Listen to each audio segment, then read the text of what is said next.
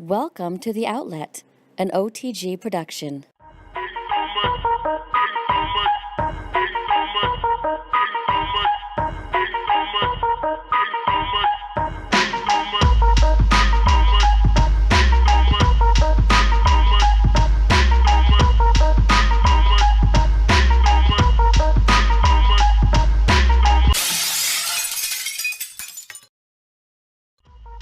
Welcome to the NBA Outlet presented by OTGBasketball.com.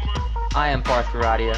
Joining me to talk our favorite NCAA Tourney moments, what we learned this past NBA week, our all NBA What the Fuck Are You Doing team, and NBA team slogans, our Nick Fay and John Aiello. What's going on, guys?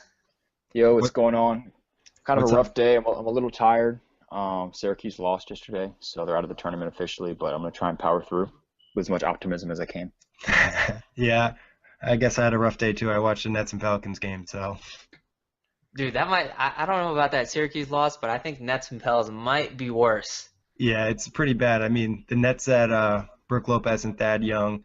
The Pelicans are missing their top 5 guys, so a lot of no-name guys in that game. Yeah, when you're spending your day watching like that, I mean, I'm a Knicks fan, so I can sympathize with you. But when you're spending the day watching that game, you know, it's just like, oh, what am I doing with my life? To be fair, though, I'm not that sad that Syracuse is out of the tournament. I can't stand watching that zone.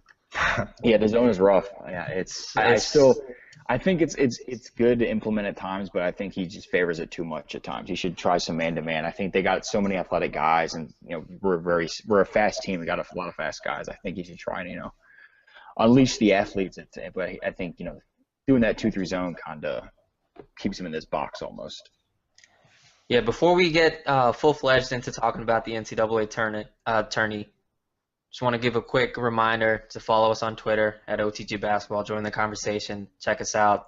Also, check out the website, OTGBasketball.com. Nick, do we have anything worth checking out recently? Got some good stuff about the Pacers. Corey just wrote something about how they need to step their game up if they want to get in the playoffs. Romana wrote some good stuff about the Celtics playoff picture. So a lot of playoff stuff coming, so definitely check it out. All right. With that, Nick, what was your favorite NCAA tournament moment so far? I know we have one more game left, the championship game, but up to this point, what was your favorite moment? I'm going to say Koenig hitting that game winner against Xavier. That was a big win for Wisconsin. I mean, I don't watch a lot of the tournament, but that was a great shot to get the win. Yeah, and that was a crazy shot. So for some reason I wasn't watching that game, or that was the same night I think as the Texas A&M game where they were down by 12 with like a minute and a half left. I didn't watch either of those games for some reason. But my moment, I guess you can say it's a kind of collective moment, is Syracuse's run in the tournament. We were a 10 seed and people didn't expect us to. I honestly didn't think we should have made the tournament. I thought there were more deserving teams, but we made it and had a nice little run. UNC is a great team. We lost last night, but it was good to. It's always good, kind of like when BC made the Final Four, to like shut the haters up and show them that you deserve to be there. I feel like just for my purposes, I haven't rooted for an NCAA team in a long time, since like my high school years and that 05, 06 North Carolina team. But I feel like if you have a team that you're invested in, the tourney is so much more fun.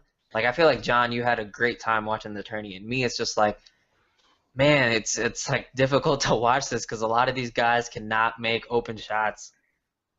Yeah, I was a lot more invested this year than like last year. Cuse had the ban, so they weren't in it. And then I think the year before, I think we just missed out on the tournament. I can't remember, or maybe I can't remember what happened the year before. But yeah, it's just I think maybe the year before. There was one year we made the Final Four recently. I just can't remember what it was, but I was more invested this year. There's a lot of anxiety watching the games, but it's also a lot of fun getting to root on your team, as opposed to watching a bunch of teams you don't really care about. And I think when the brackets all are busted, I don't know if you guys did brackets, but it just makes it that much more fun if your bracket's doing well. But it felt like nobody had a good bracket this season, so. Yeah, that's true. Oh, once my bracket was broken, I'm just like, man, I don't really care. Joe Biden won the White House pool. He had a pretty good bracket. Who did? He had Syracuse. He had Syracuse beating Villanova in the championship. So Who did? Joe Biden, vice president. Oh, okay, Joe. Syracuse alum. Biden. That means with the bracket that good, he has to run for re-election. He has to Yeah. run for president now. He obviously knows. Right? Just throw your name in there, Biden. You can make good bracket picks. That means you can lead this country. All right, but before we move on, my favorite NCAA tournament moment, I don't know if you guys saw the half-court shot Paul Jesperson from, I think, Northern Iowa hit against Texas. Were you watching that game? No, I saw the recap. I wasn't watching the game, though. Okay, so yeah, he hits a half-court shot first weekend against Texas, and I think this was still in the first weekend. They played Texas A&M, second round, and UNI is up by a lot of points, and then they just completely break down and then allow Texas A&M to come back, tie the game, go into overtime. And in that first overtime, there were like 4 or 5 seconds left, and this dude, Jesperson, gets the ball probably at his own three-point line, takes a dribble, and shoots a half-court shot again with like 4 seconds left and completely misses it. It was one of the funniest things I've ever seen. He probably was feeling himself a little bit. Yeah, In the first half court, I hit one the game before. I'm definitely trying to shoot this one, and yeah, it didn't work out. Yeah, I remember you sent us that clip. I watched it. I was like, I can't believe he did that. He had I think he literally shot it with like 4.5 or 5 seconds on the clock. That's just absurd. He would have been a folk hero in Northern Iowa. Yeah. 2 half-court shot game winners, but yeah, wasn't even close. And LeBron said everyone on that team should quit playing basketball after losing like a 12-point lead with like 20 seconds left. I think Jesperson thought he was trying to channel his inner Steph Curry and just pull up from 35, 40 feet with all this time on the clock. I'm happy you missed it because that shit was hilarious. Yeah, that was an interesting chain of events. I died laughing when I saw it. But enough about the NCAA tourney. Kind of happy it's almost over. Finally, the focus will shift to NBA basketball in the playoffs that start April 17th. But this past NBA week, what did you guys learn? John? So my big story was, I think it was released yesterday, but Scottie Pippen, champion with the Chicago Bulls, 6-time NBA champion with the Chicago Bulls, came out yesterday and said that his 95-96 Bulls, who the Golden State Warriors are, that's their record of 72 wins in one season. That's who they're chasing, and they're trying to beat that record. Scottie Pippen said their Bulls would beat the Golden State Warriors they would sweep them in a series. And it seems like whenever there's someone chasing history, like the Dolphins, like 10 years ago when the Patriots were trying to get the most or go undefeated in the season, the Dolphins were, Mercury Morris was saying stuff. And it just seems like all these guys come out from different generations and they say all this nonsense. And, it's just like, their time is over and they don't, it's kind of like sad to see them not show respect to the younger guys and the guys who are doing it now, as opposed to them saying, oh, this Golden State team is one of the best ever, that he's got to come out and say we would sweep them. It's like, well, what rules are you playing with, like 90s rules? Are you playing with current rules? Because, if hand checking is allowed, maybe you guys would sweep them, but the game is a lot different now. Like it's just frustrating to see these guys. I just wish they would kind of like pay respect to the guys who are doing it now. Kind of like Oscar Robertson saying stuff and about Steph Curry or guys not playing defense on Steph. And then someone else came out and said something about Steph Curry too. I think this year, I can't remember who it was, but it's just, I wish these guys would just pay respect to the ones who are doing it now. Yeah, I agree with you, John. I feel like they should show a little respect. I have no problem with Pippen saying they'd beat him in a series because he's competitive. Maybe that team was better, depends on the rules. But, you got to show them some respect. They win a lot of games. They're still talented players in the NBA. I know it's a little bit different, but Warriors are doing something special. Right. You're saying you're okay with them saying that they would beat them in a series, yeah, but I don't think you should say you should sweep them. Yeah, I agree. That's just over the top. It's like, come on, man. This is a great team. You guys beat some great teams too, but this is an all-time team. Yeah, I just don't know, man. It's such a hypothetical that I'm not sure why people even entertain it. Like, people are writing articles about it, and I personally have a beef with people who write articles that are kind of like what if articles. Like, for example, when Kobe and LeBron were about to face off in their last meeting, a ton of articles came out about how Kobe could have been traded for LeBron. Like that, dude, that was 10 years ago. Who Yeah. cares at this point? Like it Yeah. didn't happen. Why are you Yeah. bringing it up? I know you guys need some views and stuff, and it seems interesting for a little bit, but it doesn't matter. Give me something that actually matters. That's Well, just a actually, personal rant that I just went on. But that was a legit trade offer, I'm pretty sure. right, but what I'm saying is, who cares? 10 years, like it's been 10 years since that offer was made. Like, why does it matter right now? Yeah, I why get it. I kind of thought that was kind of interesting. Like, oh, they offered Kobe. I don't know. I guess good. That's a huge trade to offer. You know, those were basically the two best players at the time. I kind of thought that was something. I mean, I get what you mean. Like, it's stupid if they would have said, oh, hypothetical trade offers. But I thought it was kind of interesting they came out with a real trade offer of Kobe for LeBron, and the Cavs turned it down. But Well, yeah, it was a smart move by Cleveland. yeah, for sure. Yeah, But for like, sure.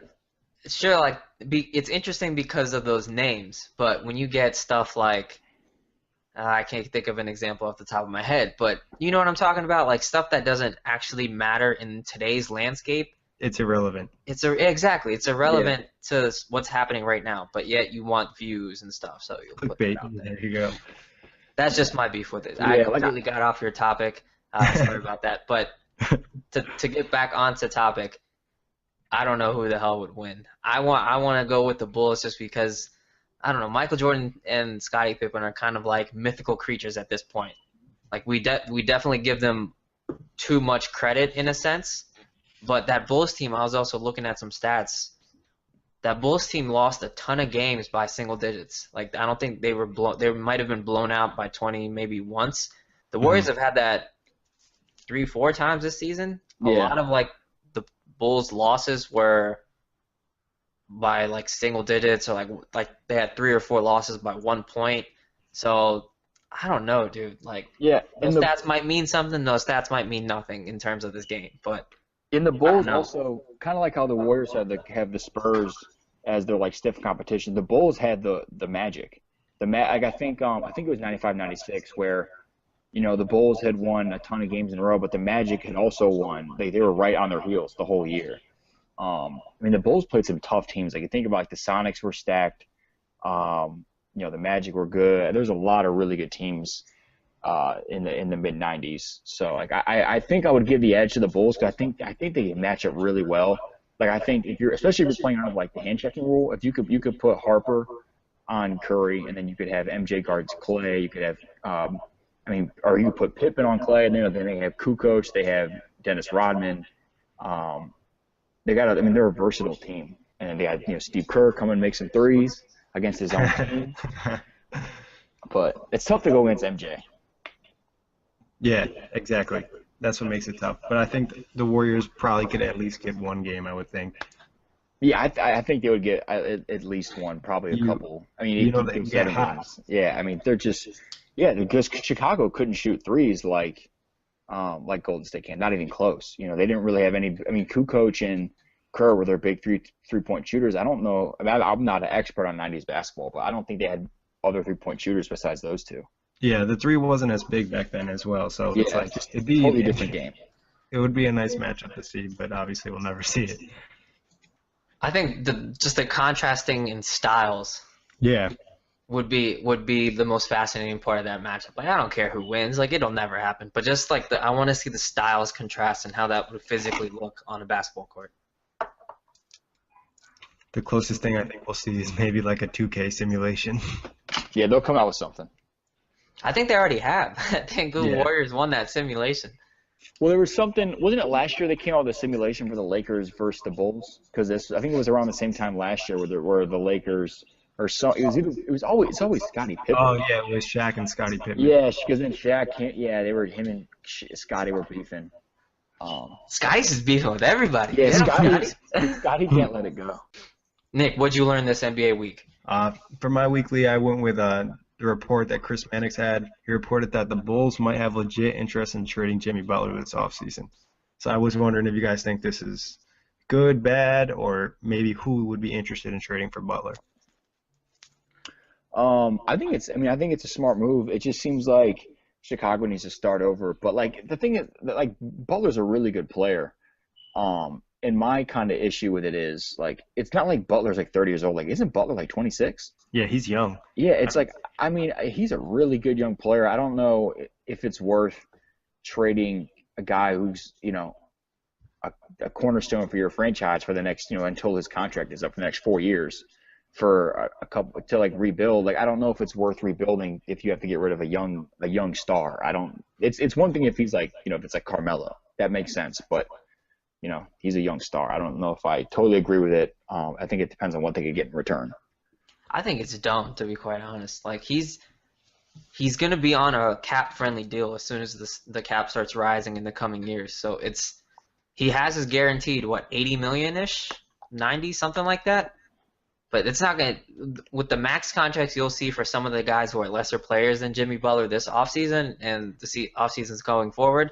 He's going to have a very friendly deal. I don't see why you trade someone who's a really, really good two-way player entering his prime on a cap-friendly deal because you want to blow it up. I think he's the one guy you keep even if you blow things up. I don't personally understand it. I don't know. I doubt it'll happen, but there would definitely be interest in trying to trade for a guy like Jimmy Butler. I don't see a team that would say no, we don't want to entertain that. I mean, two-way stars are such a hot commodity in like Klay Thompson, like a guy who can that's always been the knock on James Harden is he's so valuable offensively, but he kills you on defense because he doesn't try half the time. So when you have a guy that can fill it up offensively and guard the other team's best player like Kawhi Leonard does, all these guys, it's so valuable. I just don't understand why they would. I guess it's probably one of those things where they would listen to offers, but they maybe not looking to necessarily trade him. I mean, he's under contract until he has a player option in 2019-2020, and he turns 27 in January.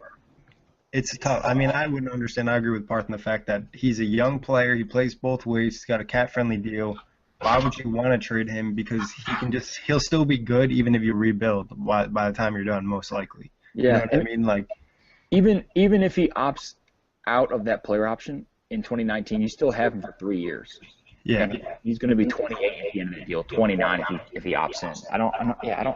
The only thing I can think of is I know like him and Hoiberg haven't got along. Like they definitely have different views. He called them out once this season, and then I think there was like another report that they still aren't on the same page. Yeah, dude, forget all that. You keep Jimmy Butler. I agree. Yeah, I agree. I mean. The NBA is a players' league, and I mean, unless Butler has some real, I guess, character issues, which I don't think he does. He seems like a really humble guy, and there was never. And he seemed like him and Thibodeau got along really well. I don't know. He plays hard. Like he never takes, he doesn't really take plays off. He plays both ends of the floor, and he's willing to guard the other team's best player. So, and he's only gotten better. I remember when he first came in the league, he wasn't expected to be much of an offensive player, and that definitely changed. He keeps adding to his game every year. All right, for my weekly recap, the Atlanta Hawks played the Cleveland Cavaliers. Was it Friday night? Yeah, Friday night. All right, and during that game, a play happened where Kent Bazemore went in for a left-handed dunk, and LeBron kind of undercut him in trying to draw a charge, and then Bazemore kind of flipped around, landed on the base of his skull. Luckily, he was all right, but the play looked really bad.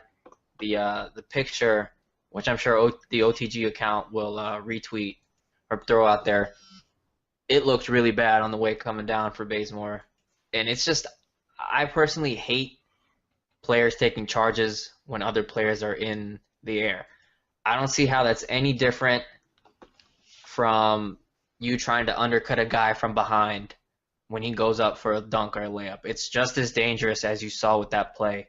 I would like to see – I don't want to see charging being taken out of the game, but I would like to see it being taken out when it comes to people in the air, because I don't think it's necessary. I'd rather see the referees call charges on the perimeter if you get in position, if the offensive player commits an offensive foul by pushing off, whatever. I'm a fan of those kind of plays and when the defender draws a charge. But when it's in the air, I'm not trying to see people jump up in the air, someone undercut them, trying to draw a charge and the offensive player get hurt. I'm not with that. What I would like to see, though, is you legislate that specific charge out to where that's not a basketball play, and you force defenders to jump and challenge.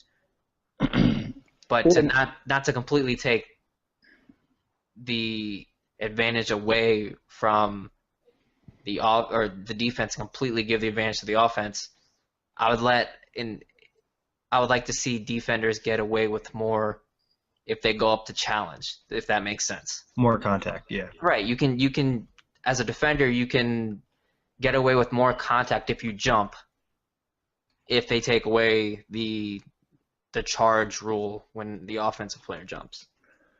Well, I think if a player undercuts somebody, it should be a technical foul. Yeah. Or a flagrant, whatever you want to do. I mean, it's like the same. In my opinion, it's the same thing as not really this. I mean, it's kind of like the same thing as an offensive player, or a defensive player like not making a play on the ball. It's just as, if not more dangerous, that for an offensive guy to be up in the air and then the guy on defense just like undercuts him, because you have no control over your body when you're in midair like that. I mean, it's tough to I guess. I mean, I think your balance and make sure you don't fall and crack your head or anything like that. I mean, if you already pick your 1 foot up and you're already halfway in the air, from that fact on, that should not be able to be a charge. Because as soon as you lift off, you have no control. Like, you're going forward. You know what I'm saying? You're not going to be able to stop midair and not get contact with the guy. So if the guy sets his charge before you take off, I guess that's okay. But if you're in mid takeoff and you pick up that ball and you're going in the air and you're already engaged in the play, what you're going to do, there's no stopping you. So it's tough for the offensive player. So I agree with Parth in that fact that you want to protect the players who take off in the air, and you don't want to able to just take a charge when they already are in the air. It'd be nicer if they just, a lot of players, they've let go a lot more, I would say, is verticality, players jumping straight up in the air. So I would like to see more players do that, because I feel like when the bigs actually do that, they get away with a lot more stuff. Right. I think they should just get rid of secondary defenders being able to take charges, because that's where most of those collisions come from. And like even with the LeBron play, LeBron was making a basketball play, but he just tried to get out of the restricted area circle, just try to get his feet out, and in the process undercut Bazemore and could have really injured the guy. So I would definitely like to see that play taken out. And verticality is interesting because a lot of people don't understand the rule. You have to jump straight up and down. Yeah. Like it's in the name. You can't jump sideways and keep your arms completely up, and if you make contact, that's a foul. But I would like to see, as like a give and take sort of thing, take away the secondary charges, but allow verticality in a horizontal plane, if that makes sense. Yeah, I mean, that's just tough to officiate, Right, it obviously is, but I'm more for seeing less players hurt, and I feel like charges, even for like the person taking the charge, like how many times can you land on your back and it be all right? You know what I'm saying? Exactly. Get like hit right your tailbone. That's definitely not comfortable.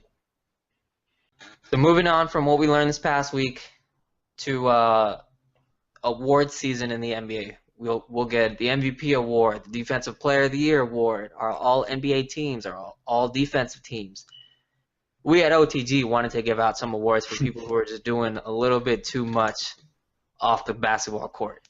We like to dub this our all NBA "What the fuck are you doing" team. So guys, at center we have none other than Jahlil Okafor from the Philadelphia 76ers. John, why is he on our All-NBA "What the fuck you doing" team? Well, I think when you're a top pick, and he was drafted, second overall? Third. No, third overall. Yeah, the Knicks were fourth. For some reason, I was thinking the Knicks were fourth. Yeah, so he's taken third overall. Anytime especially when he was arguably a top, the number one pick coming out, you're going to have a lot of spotlight on you. So you got to be extra careful of what you do and your behavior and things like that. And obviously I'm not in a situation, so I'm sure it's, I'm an average Joe, so I can make mistakes. But when you're an all-star or potential all-star, rookie stud, you're going to be in the limelight, and you can't be making mistakes of that nature. And What I'm referring to is when he, just cold-cocked a guy outside of a club for saying, what did he say, Philly sucks or something? Some guy basically harassing him and giving him a hard time, some normal average Joe fan, I guess, of Boston. I think he was giving him a hard time saying Philly sucks, and Giglio just cold-cocked him right in the face. And I think he said some other stuff after that. But then he got in trouble, I think, right before that for driving like 108 miles per hour. So 2 very questionable moves. Now he's hurt, and Philly has there's been reports leaked that Philly could trade Jaleel if Embiid is healthy and showing signs that he could be a productive NBA player this next year. Yeah, that definitely lands you on this team. At power forward, we have none other than Blake Griffin. Nick, why did Blake Griffin get the honors? Blake Griffin got the honors because he's just returning today because he decided to punch his assistant trainer and break his hand. So Blake not only punched an employee of the team, but he doesn't know how to punch either. Well, what I don't understand is he was supposed to come back from the quad injury, right? Like 2 months ago? Yeah, right and before hurt his around hand. And now, but they're saying that the hand isn't what has held him back from returning before, like today. They said it was the quad. I'm so confused by the whole thing. I heard the quad is still torn. There's this slight tear in it still. It's all about pain tolerance now. Yeah. So what happened was his workouts, I guess he was rehabbing and working out throughout, trying to get back in shape and stuff. But in doing that, they didn't allow the quad injury to heal completely. So now he has to deal with pain tolerance and stuff. And now it's kind of like it's go time now. Like he has to come back. So he'll have to deal with that throughout the playoffs. And I think that hurts. That hurts the chances for the Clippers. Yeah, it doesn't look great for Blake Griffin. Or the Clippers. Or the Clippers, yeah. It's going to be a tough time in the playoffs in the West. At small forward, we have none other than Matt Barnes. And Matt Barnes could have been on this team for a bunch of things. He is what's the word I'm trying to go with here? He's an enforcer for the Memphis Grizzlies, and he is an enforcer for his family. He will stand up for the people he loves, and that means driving 90 miles to go beat Derek Fisher's ass when he's at his ex-wife's house. So, Matt Barnes, you are doing too much, my man, but it's great. Don't ever stop. Yeah, I gotta say, Matt Barnes is probably my least favorite NBA player. He's just like he was complaining when he left LA and like had this whole thing about, I love that city, and then I left, and then it's just like, and then he says this about Rihanna, like just shut up, man. Like I can't stand him. Yeah, and it seems like he's hung around for a while, like he's getting up there in age too. Yeah, he's a fine NBA player. Like I think he's one of those guys you would love to have on your team, but I just don't like. He's just annoying, Yeah. All right, at 2 guard, we have none other than the beard James Harden. John, why does James Harden get this honor? James Harden gets this honor because he was starting to turn the corner. His big knock his whole career was not playing defense, and he started to last year. He picked it up defensively, and everyone's like, all right, this is the James Harden we've wanted to see since he came to Houston. And then he started dating Khloe Kardashian, and it just seems like it's been a semi-truck going downhill from that point on. And there were a report came out about a month ago that OKC was concerned that Harden was partying during the NBA Finals when they were in Miami. And obviously him and Khloe broke up because Khloe cheated on him. Which Khloe, you're dating an NBA star. What do you expect? He cheated on Khloe. Yeah. Right. He cheated on Khloe all while Khloe was still married to Lamar Odom. It's bizarre. Yeah, and it's just like why is and James Harden is just not making good choices, and it seems like I think it kind of points at his character a little bit. I feel like he's not like KD, he's not like Russ. Like I think he wants to win, but I think he has other things that are more important to him, and I wonder when that's going to change. Because I don't know because until it does, he's going to always be labeled as kind of like the Carmelo guy, where he's the guy who he's a great offensive player, but he doesn't make sacrifices in other areas to make his overall team better and to win. Yeah, I could see that. Until he steps up his defense, people are just going to keep mentioning that all the time, no matter what he does on the offensive end of the floor. Until he just, even if he plays above average defense, I think people will start to leave him alone. He just doesn't really put in the effort. Or, a lot of times I watch him and he just like loses focus and he's watching the ball handler and loses track of his guy and he gets a wide open dunk or layup. Like it's simple things. Yeah, it's frustrating because he could be a really good, like he's shown signs of being a really good defender. I think he's athletic enough and really long that he could be a great defender if he wanted to. I just think, the effort isn't there, and the defensive mentality isn't there right now for him. Agreed. All right, our final player leading this team into battle, point guard, and he has a lot of film on everyone in the league, so watch out. He knows what he's doing. It's none other than D'Angelo Russell. I'll say this. Do you care to explain how D'Angelo got this honor? D'Angelo probably has the number one fuck up, I would say, off the court in the league this year. He was taping Swaggy P while I was talking about cheating on Iggy. So then that video got leaked and now it's all over the place. The Lakers are a mess. Nobody's getting along. They had to walk him out with security guards. His teammates aren't talking to him. So interesting mess in Lakerland. Thanks to D'Angelo. Well, the thing that I don't understand is Nick Young should be the sixth man for this team because they're both idiots in that why didn't either of them just deny it?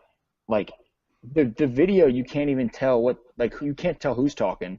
You can't tell who's on the bed. Like why wouldn't you just say why don't you just deny it?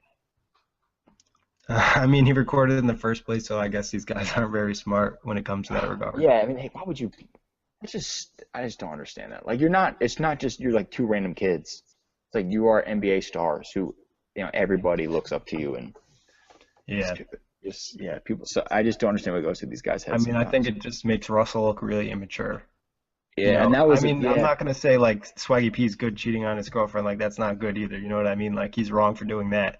But Russell, why are you recording that in the first place? Like I can't see any purpose of recording that unless you're trying to blackmail the guy or I don't think it's that funny or anything, Yeah, and that's I think a lot of the NBA players there's people have come out and said he can't be trusted and stuff, and I think it gives the wrong. I think they're kind of it sheds the wrong light on what these players are really trying to say. I think it's more of that he's immature as opposed to them kind of condoning Nick Young's behavior of cheating on his wife. Kind of, I think it's more that why are you even doing this in the first place?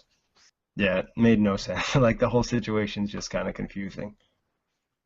And I mean, we don't even have a real report who actually leaked the video because D'Angelo Russell says that he doesn't know, but we don't know if that's true or actually how the video got out. It's all D'Angelo Russell's plot to get with Iggy Azalea, I guess. Yeah. Break it up and get with Iggy. Oh.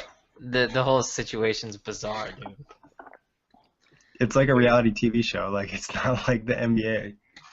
Yeah, it's what happens when you're married to a pop star and you're young in terms of D'Angelo Russell and you're trying to make a name for yourself and social media's involved and it's just a bad time for you to record anything. Do you think anything comes out of this whole incident? Do you think Swaggy P gets cut or they look to move Russell? I know some people have mentioned that. I don't think they'll really do anything. I think moving Russell would be dumb. Yeah, I think that'd be dumb. I don't know why people are suggesting that. Yeah, I think that's stupid. But I think they'll try to move Swaggy P. But what market does Swaggy P really? They've been trying to move him for the last 2 seasons. So he doesn't have a market, and if you really want him to go away and trying to get over you, I guess you could cut him, pay him his money to go. But I mean, I don't know his contract situation. I don't know how many years he has left. It can't be more than 2. Yeah, I want to say he's around that 7 to 9 million mark, but I'm not sure. Whatever, man. If they can do what they need to, I don't think they'll be much better in terms of their record next season. I think they'll be all right. That boy Clarkson's gonna get paid though. Yeah. Yeah, I wonder what he's gonna do. I wonder if he's gonna stay or go elsewhere. He's restricted, so the Lakers have the option to match. I'm pretty sure, but he's gonna get probably upwards of $15 million a year. He's gonna get his money. Yeah. He's a good player. He's 24, 23. He's a good player.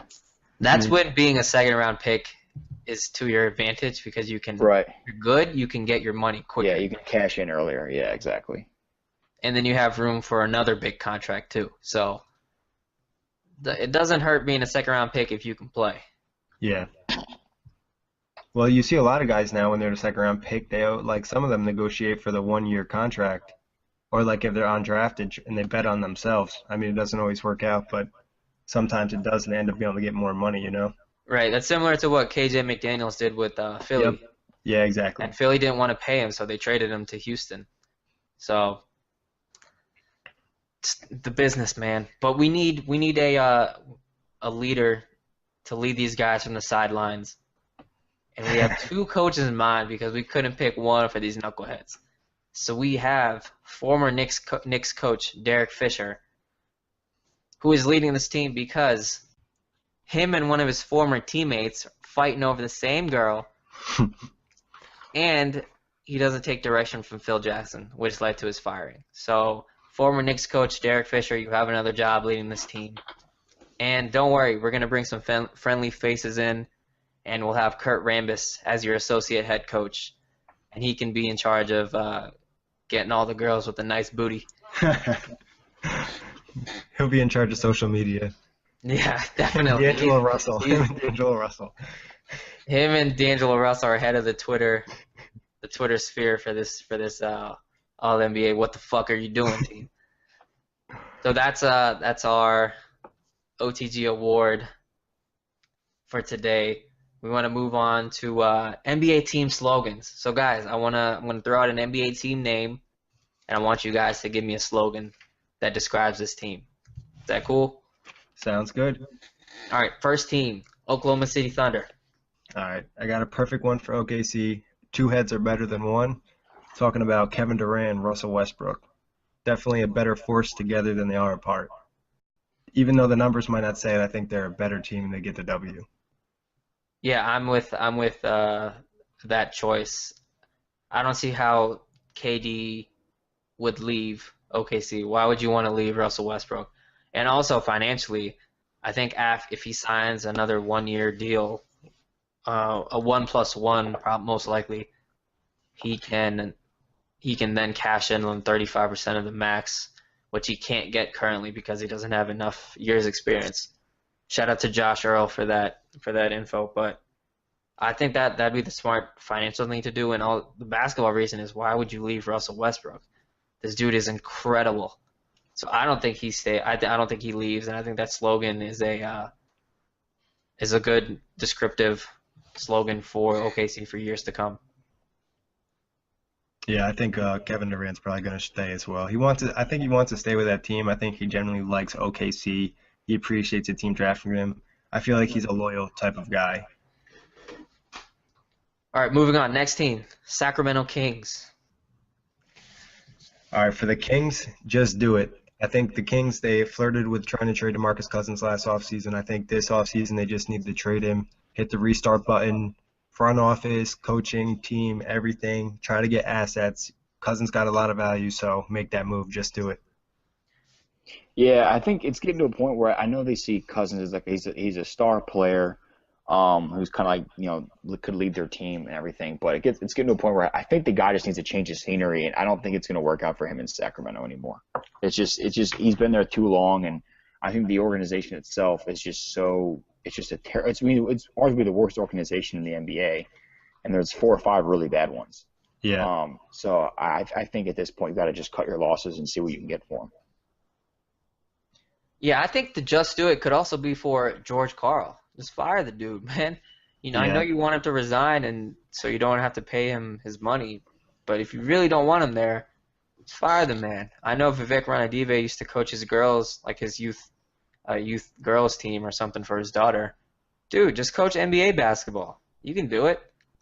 You be the new coach. You be the man in charge and the coach. I think it'd be great. Well, I think they just do it too. The slogan could be for Vivek because he'll make a decision and flip flop, or he'll have he doesn't make a decision and stick with it, So I think it just do it could be for him. Just make a decision and just go with it. Yeah, just be decisive of what you're going to do. Don't flip-flop around. Like, how many reports have we seen? Oh, George Karl's getting fired this week or Yeah, whatnot. You know what I mean? So yeah, they don't know what's going on in Sacramento. All right, next team, the Cleveland Cavaliers. yeah. So for the Cleveland Cavaliers, the slogan that I'm going with is, if you want something done right, you have to do it yourself. And I think this kind of points to LeBron James kind of. Um, it's almost like he's just calling the shots with the team, and he's just taking the reins with everything.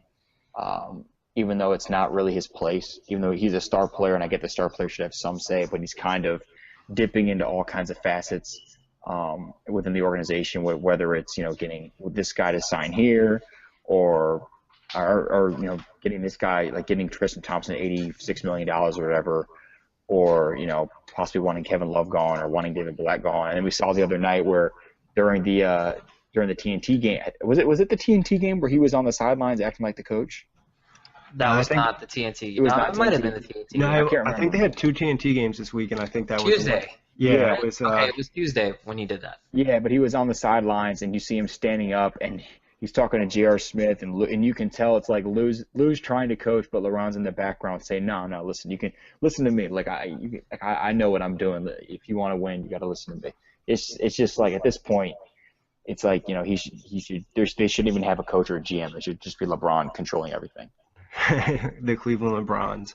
But I feel like that at times, like LeBron thinks, I don't know LeBron, obviously, he thinks he's better than everyone else. Like, even to the fact where he'll call out his teammates for thing. I don't know if you guys saw the video of him yelling at Kyrie Irving, but like LeBron makes mistakes on the court too. Like he gets lazy sometimes, retreating on fast break defense. So I feel like sometimes he like holds himself above others. Obviously, he's the best player. He can do that a little bit, but like sometimes I think he's just too condescending. I didn't see that video of him yelling at Kyrie. I'll have to see that. Yeah, Kyrie's kind of just sitting there with like a towel in his face, and LeBron's like really like, I don't know if he's yelling specifically at him, but from the video it looks like he is. Yeah, it looks like he's laying into him. But Yeah. with all that being said, LeBron does not look happy in Cleveland. Return to Miami, my man. The weather is nice down there. Just come back. Dude, I wonder. I don't want to sound like a stupid Knicks fan when I say this, but do you think it's possible with all the stuff with Carmelo and with him and Carmelo saying they want to play together, and Chris Paul's a free agent in 2017, he can opt out of his deal? Do you think it's possible LeBron goes to the Knicks? Do you think he's like any possibility of him leaving Cleveland is out of the question? I think for the most part, leaving Cleveland is out of the question, just because I don't know if he wants to take that public hit that he would get. Like, I don't think, unless he wins a championship. I think Raja Bell said this on Rachel Nichols' The Jump on ESPN. If he gets the ring for Cleveland, then I think it's fair game to whether he stays or not. He might want to go somewhere warm like Miami again, or somewhere warm where he has more say. Because I know in Miami he doesn't have that kind of say because Riley and company are there. But I mean, it's a possibility, I guess. But I think he has to win in Cleveland for him to ever leave again. Yeah, I think the fact is I don't think he'll leave Cleveland, but if he did leave Cleveland, I would leave any opportunity open because I don't really know what he's thinking. Like you said, Parth, it would be such a hit for him and his legacy that it'd be tough to recover from, unless he did get the ring. But even then, I feel like it would still be a lot of flip-flopping. The one kind of out I do see in Cleveland is if for some reason the public perception turns Against where him. everyone's on LeBron's side and everyone's like, oh, well, Dan Gilbert did a really crappy job of spending wisely and now the team can't do anything. So, of course, LeBron would want to leave. I still think there would be crazy backlash if he did leave, even in that situation. But I think if the public pressure is on Dan Gilbert and the front office and they don't deliver and they kind of just put Cleveland in a shitty situation, anyone would be like, oh, I can see why LeBron's leaving. Maybe that's his out, but I don't know. Yeah, but it's tough because they're the number 1 seed. I mean, there's a good chance they'll make it to the finals. So, like, I mean, it's hard to ask for more. It's just tough because the Warriors and Spurs are so good. So, I mean, I don't know. It's tough for LeBron to be like, oh, I'm going to go to another team and they're going to be that much better, like better than the Warriors.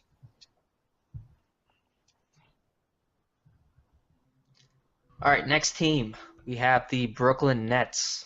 All right, for the Brooklyn Nets, shortcuts cut life short. So when the Nets decided to trade 4 first-round picks for Kevin Garnett and Paul Pierce, they auctioned off their future, and it did not work out. And they're having a terrible season, and they have no first-round picks. So shortcuts cut life short.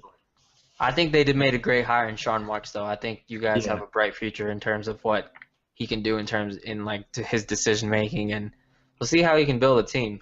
I'll be honest, It'll be fun. I already like the signing. I don't know if you guys have saw him. Sean Kilpatrick, he was a top scorer in the D-League. He's been pretty good for the Nets, so I feel like he's already made some good moves. He got rid of the veterans, let the young guys play. I like him, so hope for the best. Next team, Minnesota Timberwolves. For the T-Wolves, I got a life alert slogan. I've fallen and I can't get up. The T-Wolves have not made the playoffs since 2004, so they've fallen and they can't get up. They've really fallen on hard times in Minnesota. Yeah, but they've got 3 really good young players. I got 4 if you want to include. I think I like 5 if you want to include Rubio and Gorgie Jang in there. Gorgie Jang's a solid young player. Yeah, he's been playing really well. They got some good veterans. I just think that they need to play the veterans less. Have KG and Tayshaun Prince there as almost like mentors. You don't have to play them 28 minutes a game, which is what Sam Mitchell's doing. It's just it's absurd that he's doing that. I feel like they need. I feel like they need shooters. Yeah, they definitely need shooters. Yeah. The young guys, I don't think have developed their shot fully yet, and they need somebody to space the floor. Let Andrew Wiggins slash in the paint, Levine, Rubio some space to create, and Karl Anthony Towns. So definitely try to get some shooters on that team would definitely help. Buddy. Oh, Buddy would be a great fit, man. Well, I don't know though because they have Levine, and I'm wondering. Dude, screw Levine. Levine can't play.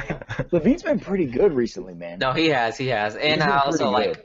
I always trash Levine because I don't think he's that good. But some of the things he has done since he's won that dunk contest, Since the All-Star break, he's been good, man. not even just basketball wise, but some of the donating his money to a charitable cause, that kind of stuff. Saying, I think he did an interview right after, basically saying, "Hey, this was the best dunk contest ever. Aaron Gordon really pushed me." He's done some classy things. Yeah. Since the All-Star weekend. So shout out to Zach LaVine for that.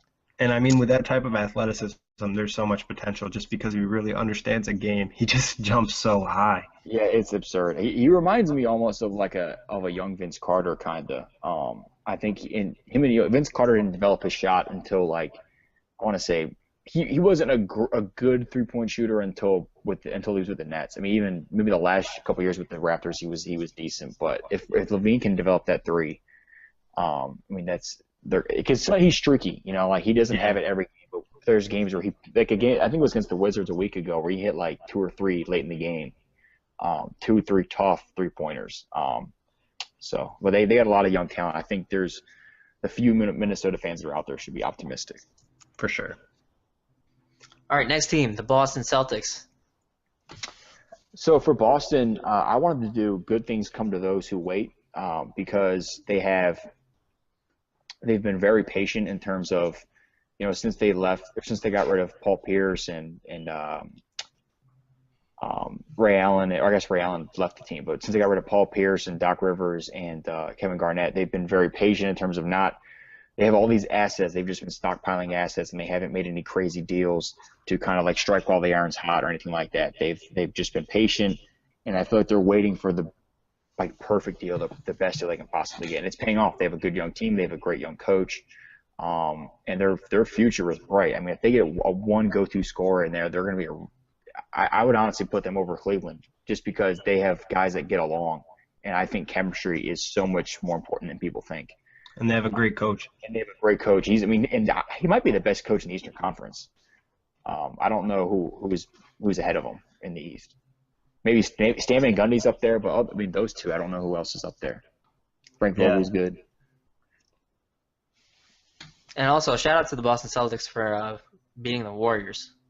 That was a great game. Shout out to both teams for that wild ending. That was really fun to watch. Boston just has so many assets that soon as a good player becomes available, they automatically are connected to it because they have the ability to trade for almost anybody who becomes available with the amount of first-round picks they have. Yeah, and I guess I may have used this slogan for the wrong team, but you could use this for Golden State too. They built their roster from the ground up in terms of drafting Curry, drafting Barnes, drafting Draymond Green, drafting Klay Thompson. They weren't great from the get-go. They had to overcome a lot of adversity, and now they're the best team in the NBA, and they're a historic team. So I think, it just shows how important it is to have patience. And I think in the NBA nowadays, there's so many teams that don't have patience, and they're quick to fire a coach after one bad year, after like one thing goes wrong, and it's they've stuck with their guns. Aside from Mark Jackson, they've really stuck with their guns, and it's paid off. Yeah, and I think the fact that the Warriors, if say they were interested in like a big time player and they didn't get him, they didn't go out and just waste the money on another player. They're able to be patient and just kind of get the guys they wanted for that system that they were trying to implement. Yeah, they have the right people in the front office. Like, for example, Jerry West saying no to that Klay Thompson for Kevin Love deal that didn't happen last year. Looking now, that could have been a disastrous trade. Yeah. So, it would have prevented Draymond from really taking the role as their starting power forward. So you never know how things could turn out. But that would in really hindsight, change right, it would definitely change the team. So shout out to Jerry West for putting his foot down and blocking that trade. But we're talking about the Warriors. Let's go ahead and try to come up with a slogan for them. Do you guys have anything? Well, I kind of used I think I used the same one for both. So I'm out of how about the best keeps getting better? I like that one. KD might be coming to Golden State, even though I don't think it'll happen. But if it does, the best will keep getting better. Yeah. I was kind of going from last year winning the championship, but yeah, they're getting better this year, and then they get KD. That's true too. Good point. Yeah, and they get KD, they'll be even better next year. And the fact that Steph Curry is better than he was last year as well, the whole team just taking strides forward. That's a good one for right off the top, John. Yeah, that was. I'm surprised I came up with that because I had nothing. I was blank until that. That works. New York Knicks. Anything for them? So for the New York Knicks, this is kind of in particular to Carmelo Anthony, and it's no man is an island. You can't live completely independently. Everyone needs help from other people is what this phrasemix.com website says is what no man is an island means. And basically Carmelo has been on an island since he went to New York. Granted, some of it is his fault. He could have stayed the entire year in Denver and signed with New York in the offseason. They would have all those picks. They would have all those young assets. And he could have. I don't know if you guys read that Howard Beck article where about basically LeBron James and Carmelo and how tight they are. But it talks about how LeBron and all them had talked in 20. I think it was 2006 or 2007 about how they should all take 3-year deals and then sign in the same place in the offseason in 2010. And Carmelo chose the 5-year deal. He chose the security. I can't remember what year that was. So he's had his chances to play with big time players, but he's always chosen financial security. But basically, right now, he needs help in New York, and it's him doing it by himself. He's having a really good year. He's not as efficient as he's been in the past couple of years. But his assist rate's at a career high, his rebound rate's at a career high, and he's taken more of a leadership role, and I think he's mentored Kristaps Porzingis in a positive way too. Yeah, I think he's finally starting to do what the saying's saying. He's trying to get help from others. So I think this year he's kind of been more of a team player. Like you said, he hasn't been as efficient scoring, but his all-around game I think has definitely picked up, especially earlier in the season when the Knicks were doing better. We're coming down to our final two teams. You guys have one for the Philadelphia 76ers? Oh, I got one for the Sixers. Don't count your chickens before they hatch. The Sixers are, trying to gather all these assets, but they don't even know what these assets are going to be. They're trading away young players, not knowing what they're going to be. And they're kind of expecting all this stuff to just work out, but nothing's worked out quite right yet. Yeah, the injuries to Joel Embiid, Nerlens Noel, I think they've kind of wanted that in a sense, so they would suck, but I don't think the process was supposed to last this long. I think they should have seen some sort of improvement. They're basically tanking up the joint. Yeah. Just to get better picks, hoping to hit a home run.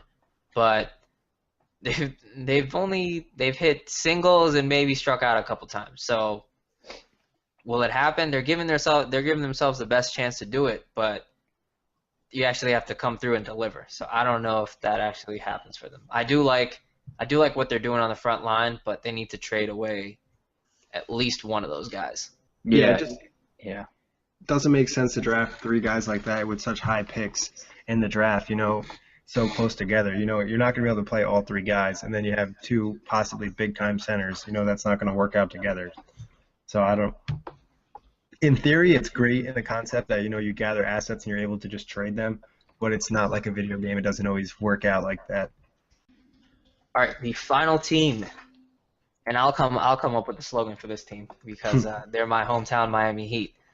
And I say hometown even though I live in Virginia, so not exactly hometown. But for Miami, for the last couple of years, it's got to be another man's trash is Miami's treasure, because they got Tyler Johnson, an undrafted player who's played a huge role this season. He's out with a shoulder injury, but he's been a good pickup.